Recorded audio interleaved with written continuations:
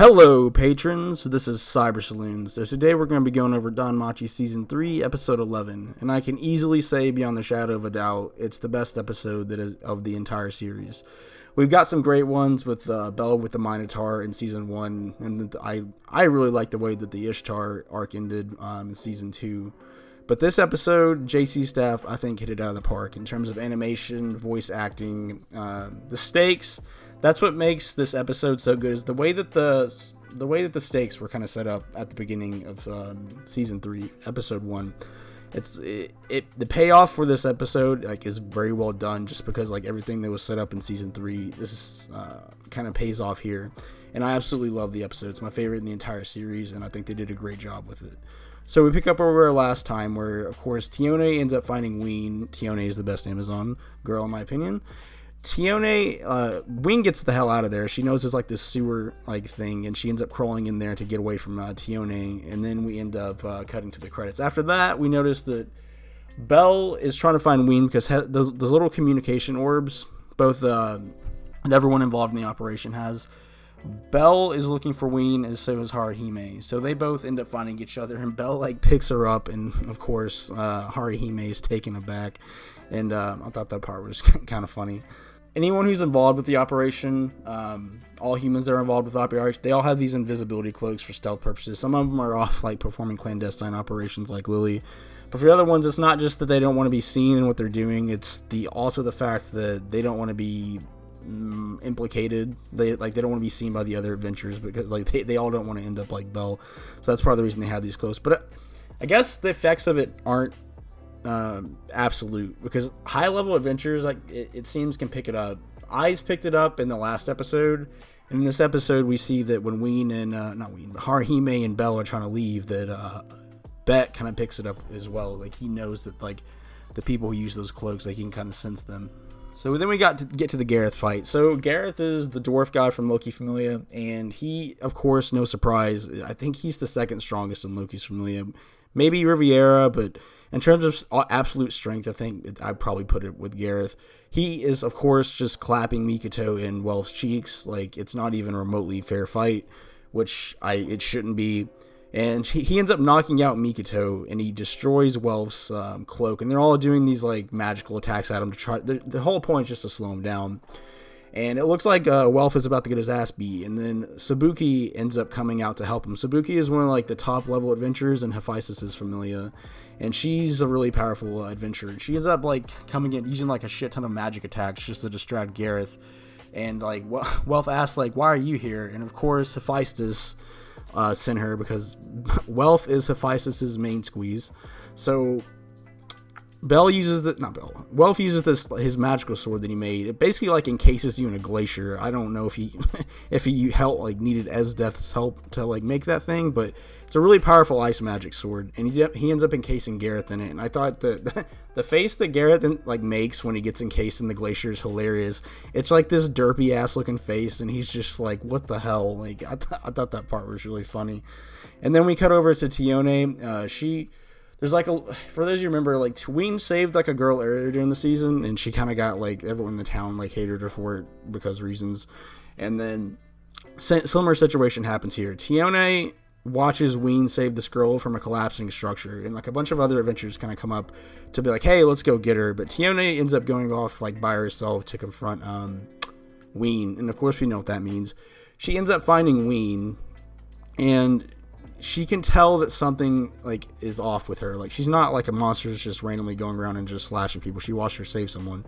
So she ends up telling Ween to get out of there, and then she brings up a line that this must be how the Agronaut must have felt, and she's of course talking about Bell, because she kind of notices as well. And you see throughout most of this episode that most of the at least a decent amount of the Loki Familia end up kind of changing their mind on this subject. And then there's a funny part where Tiona, her twin sister, comes up to her, and she's like, why did you let her go? And Tione makes this great face. Tione is the best Amazon. I would probably put Aisha at second, but I really love that scene. So then we see Bet roll up, and when Ween ends up finding Bell and Haruhime, and then they're tracked by Bet, which is not good, because there's not a chance in hell any of them could ever beat Bet. Bet is a complete badass. I love Bet, but Haruhime tells Bella to get out of there with Ween, and she's going to distract her. And of course, Haruhime doesn't last very long. Bet's main weapon is his legs. Like his legs are crazy powerful, and that's his main form of attack, and he's nearly unstoppable. So Haruhime gets back up because she knows that Aisha is coming, and of course Haruhime has like the best support magic because she can basically boost someone's level. Then this is what surprised me. So I expected this to go for a little bit longer, but I'll get to that soon. So she ends up boosting Aisha against Bet, and I was like, oh shit, like I can't wait to see this. Aisha's awesome, and she's my second favorite Amazon girl, and I like Bet's one of my favorite. After Ais, I would probably put Bet as my second favorite, and Loki's Familia. So I was really looking forward to like seeing those two go at it.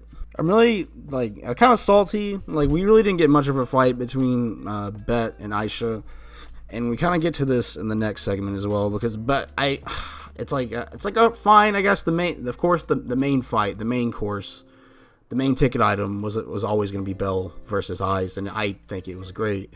But I wish they had actually like shown the full animated fights between Bet and Aisha, because Aisha got her ass kicked, and I did not expect her to like go down that easily.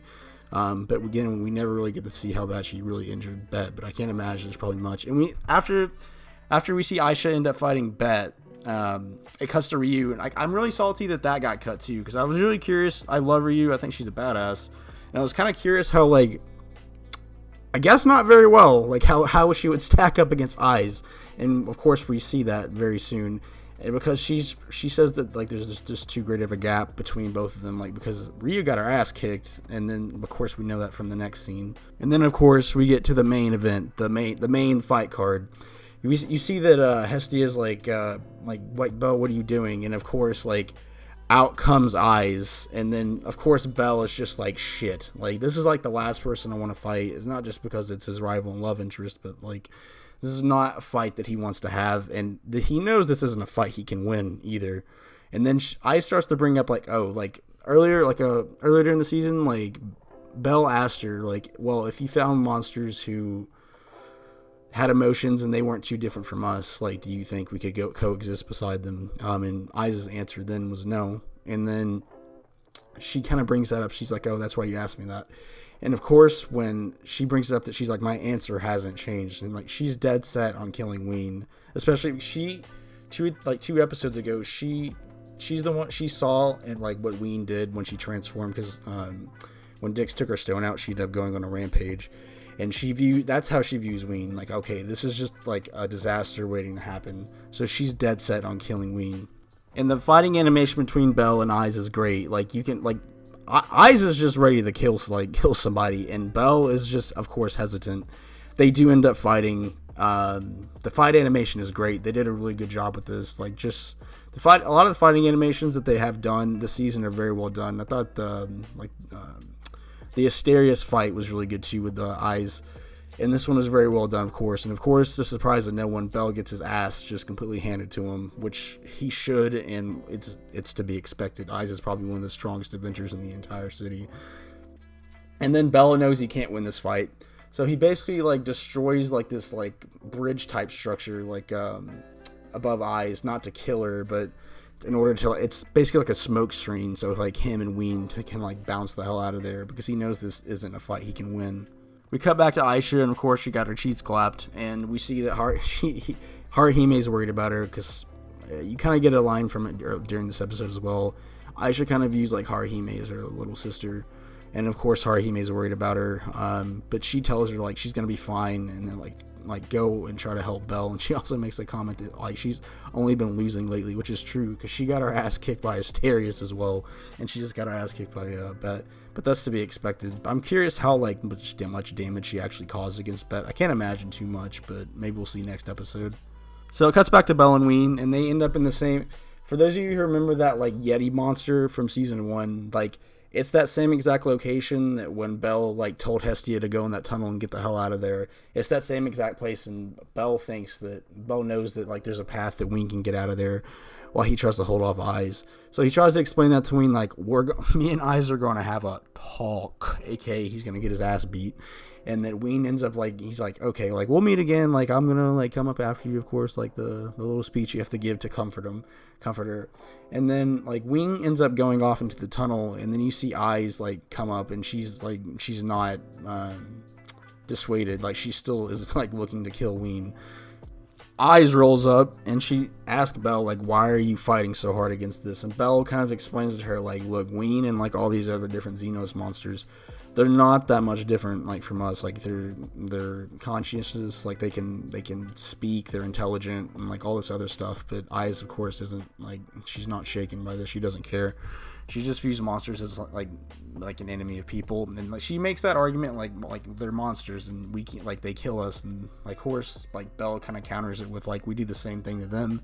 But I think it's a little bit different, because, I mean, a lot of the monsters, I don't think that it's very obvious that the Loki Familia haven't really come into contact with any Xenos. Like, all the monsters that, like, Ais and, like, all these other people come in contact with are, like, feral, like, monsters that actually try to kill you.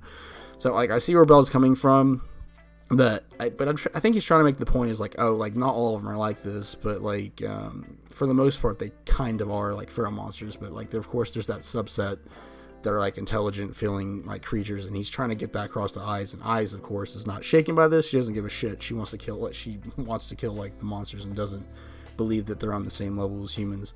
Ween is running down the tunnel, and she has a moment where she's talking to Hestia, where, like, Bell's done all this stuff for me, and I haven't helped him once. Like, I'm going back to do it. And Hestia is, like, really, like, she tells Ween, like, okay, like, I support your decision, but you have to understand, like, there's a chance that you're gonna die going back to do this. And Ween, of course, no surprise that no one accepts it. So we cut back to Ais beating Bell's ass again, and then it's not going very well. But Bell's actually, he does a few moves. Like, if you notice, there was one move where, like, he kind of, like, tricks Ais, and he looks like he's about to get a shot off, and Ais is kind of surprised. So Bell has progressed, like, to the point where he is catching up to her, ever so slightly, but he is, like, because he nearly gets a few moves off on her, and he holds her off a lot better than he did, like, when she started training him in season 1. And then she tells Bell, like, she's gonna cut him and it's gonna hurt him. Like, damn, Ais, like, she's just gonna straight up stab this dude. Like, all right, like, y'all are pretty. Now, I mean, they're I would say they're good friends. I mean, that's why, like, damn, Ais, she's just gonna, like, stab this guy. But they're both pretty dead set in their ways, and of course, like, it's generally always going to end this way when you have two people, like, stuck in their principles. Like, it's hard to move one. So we see that Ween ends up intervening and, like, stepping, like, by Bell to make sure that Ais can't attack her. And she speaks, and, like, the Ais is, of course, shook by this, and she's like, it changes her mind a little bit. She's a little bit hesitant at first, but after like, she ends up, like, saying, oh, like, look at your claws, you're going to end up killing people again, you're going to end up hurting people again, like, people are scared of you, look at your wings. And then what's probably one of the most emotional, like, scenes in the entire series, Wing, like, she rips her claws off on both arms, and she ends up ripping off her wing, and you just see a torrent of blood just going everywhere, and she passes out from just unconsciousness because she's lost so much blood. And you see the Ais are shook by this. Like, this shakes Ais' foundation on how she looked at this whole situation, because you can tell, like, you can see it in her face in this episode that, like, after Ween does that, she's just, like, she kind of questions her beliefs a little bit, and she ends up giving Bell like, this healing potion to, like, help heal up Ween. But you can tell she's pretty shook, and, like, she has a lot of things to think about. And she gives a really good speech too. Like, the voice actress for Ween did a really good job. She gives the speech that she kind of, like, it's alluded to earlier during the season, where it's just like she's always been alone, and it's, like, been kind of a miserable existence, but, like, Belle's the one who kind of saved her.